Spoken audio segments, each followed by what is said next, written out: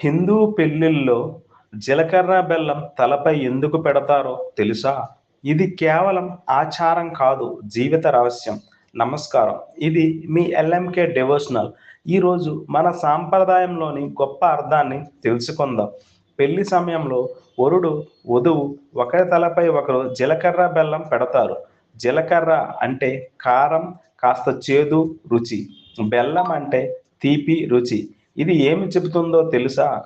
జీవితం కూడా ఎలా ఉంటుంది. కష్టం మరియు సుఖం, చేదు మరియు తీపి ఇద్దరు కలిసి ఉంటేనే జీవితం పరిపూర్ణం. ఇంకా ఒక రహస్యం, జీలకర్ర బెల్లం కలిపితే వేరు చేయలేము. అది ఎలా?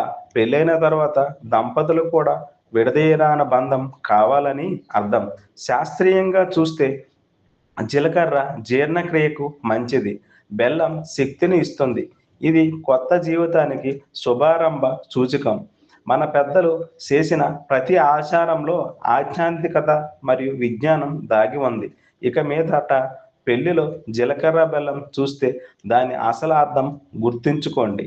ఇలాంటి హిందూ సాంప్రదాయాల వెనుక ఉన్న రహస్యాల కోసం ఎల్ఎంకే డివోషనల్ను సబ్స్క్రైబ్ చేయండి. ఈ వీడియోను మీ కుటుంబ సభ్యులతో షేర్ చేయండి.